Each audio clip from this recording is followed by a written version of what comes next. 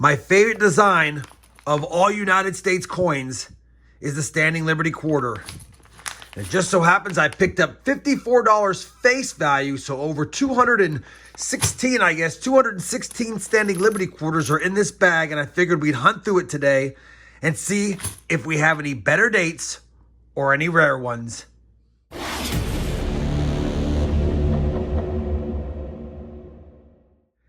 Hey everyone, it's RobFindsTreasure. Welcome back to my channel. Like I said in the intro, we've got a little Standing Liberty Quarter bag to go through. My silver dealer called me and said he had quite a bit of these, and he believes everything in this bag is dated now. Could be some without dates, but anyway, bottom line is I'm excited to go through it. I paid a little bit up on them. Obviously, I paid a little bit more than regular junk silver prices since they are nicer, older U.S. constitutional silver. So yeah, pretty excited to go through it. Figured we'd hunt through it together. Not really expecting anything with dates prior to 1925 might be the cutoff. So definitely expecting to see 25, 26, 27, 28, 29, and 30. Would be nice to get something prior to 1925 or even something from the first few years in the teens. All right, that's the setup.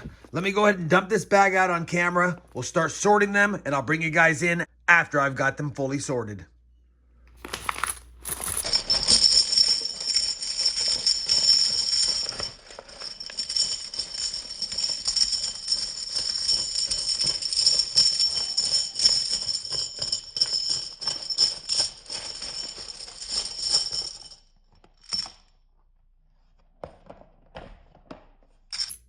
Wow, that's some good looking older constitutional silver, and take a look at a few of these. That's a pretty nice 1926 Philly right there. That caught my eye. This looks like an older one. That's a dated 1917 Type 1.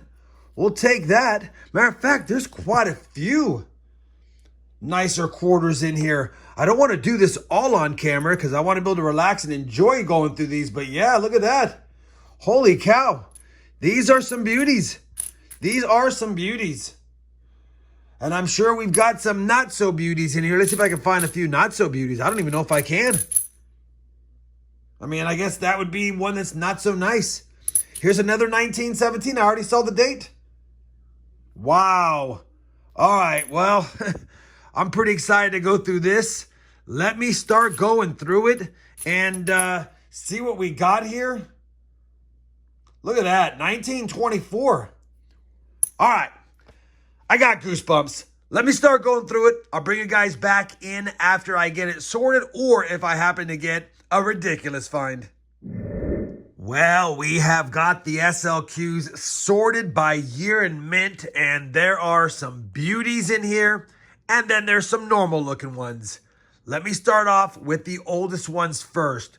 We got 6 1917 Philadelphia Type 1 SLQs, and they all have a legible date. You can barely make it out, but it's 1917 Type 1.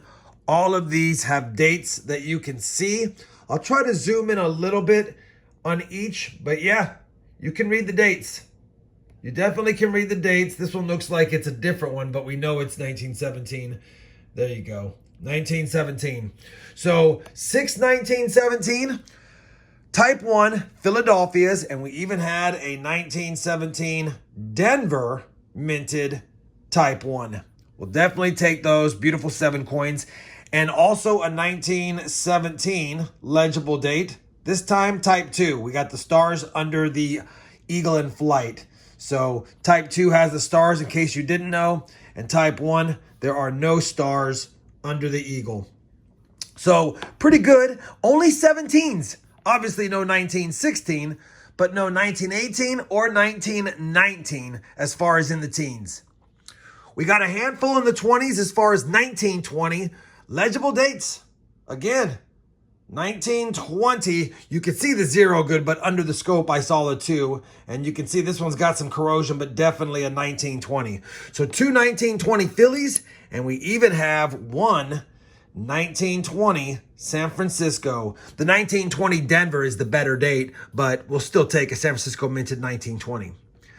We have a handful of 1923s, all Philadelphia, all with legible dates and varying degrees of how they look as far as grade, but none of them, from what I saw, are really less than VF.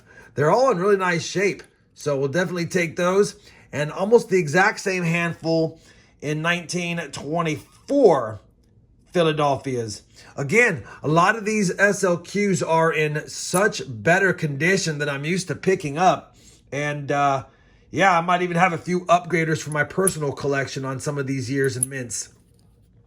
So the 23s and 24s, only Philadelphia's, unfortunately. 1925, only minted Philadelphia.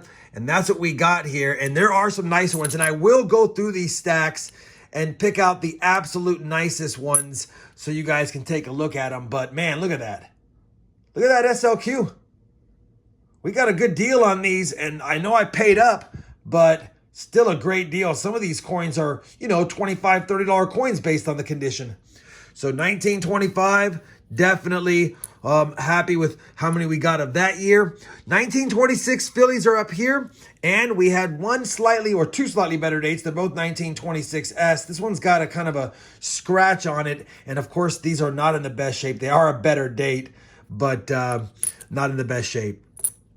27s, we got a ton of, unfortunately. No semi-key Denver and no key date San Francisco. So kind of a bummer. All the 27s were just Philadelphia. It probably makes sense.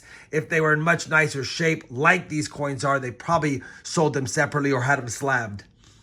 1928, we got PDs and S's. And take a look at this 1928S. I mean, it's beautiful. And not too bad of a one. Another one right behind it. These are just beautiful SLQs.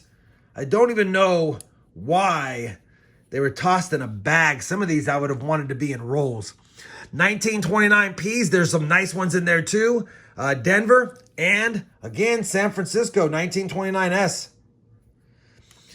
1930 only had Philadelphia and San Francisco's. And I'm going to tell you right now, some of those 1930s are absolutely ridiculous. Here's the 1930S. There's 3 of them, and they all look stunning. Maybe not as much on the last one. I had them in order of pretty nice to less nice when there's only a small stack. But man, that 30S is beautiful. And I barely don't even want to touch these. I don't even want to touch them too much. Take a look at this. Look at that 1930. What is going on? All of these are ridiculous. This one's got a lamination error. Take a look at the lamination error. That's not damage. That is a lamination error. I'll put that to the side. But yeah, beautiful coins. Beautiful coins. Wow. Anyway, I need to definitely go through these and figure out which ones are the nicest. I could probably almost make, well, I can't make a full set because the 27D and S, the 26D are expensive coins and high grade, and they didn't come along with this. I mean, yeah, that one has a little bit of gunk on it, but look at the detail. All right, I can keep going. There's a lot of nice coins in this SLQ purchase. I'm super excited about this SLQ purchase, and I've got a lot of work to go through these.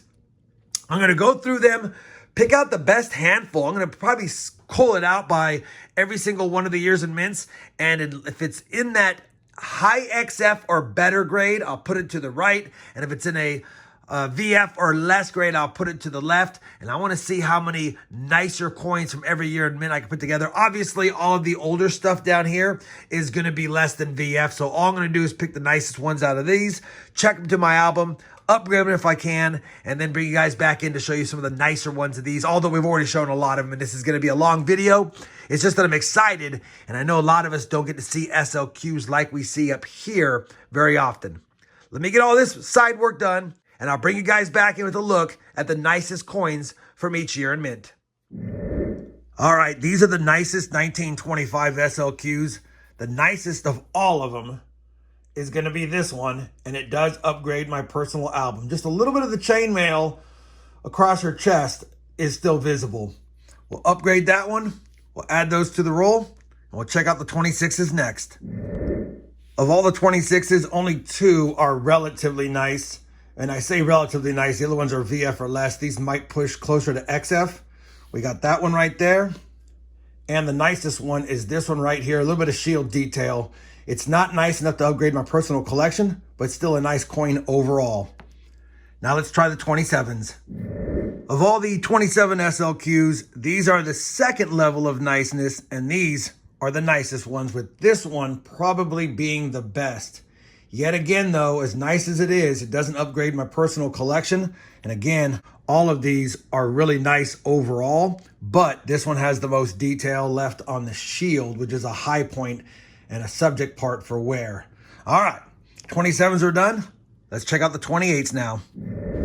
Here's the 4 nicest 1928s. None of the Denvers were nice enough to show up here, but the nicest 28 Philly is right here. Again, doesn't upgrade my personal collection, but still a really nice one. And then the nicest 28S is this one right here. Again, not an upgrader, but definitely one to hold on to. 28s are done. Let's check out the 29s now. Here's the nicest 29s. The nicest 29 Philly will upgrade my collection, so it's going to go right in my book. 1929 Philly right there. The nicest 29 Denver is also an upgrade for me. We'll upgrade with that one. And the 1929 San Francisco is also another upgrade. Didn't realize I didn't have nice 29s, even though it's very common. We'll get those plugged in the book and move on to the final lot, which is the 1930s. The 1930s were mostly in fantastic shape. I mean, a lot of them have shield detail, good rims, overall really nice looking original coins.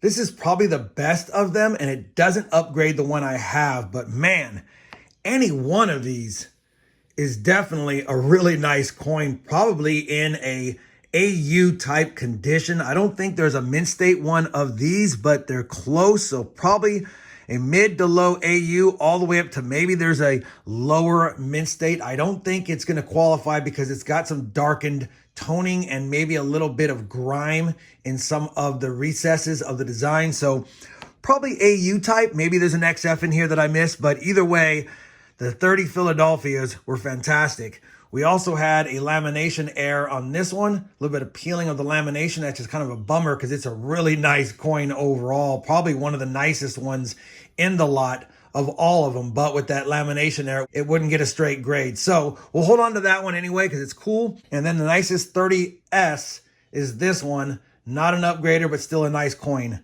Holy cow. Let me get these sleeved up, put away. I'm making some subsets, and I'll be back in a second with a recap of this great SLQ lot.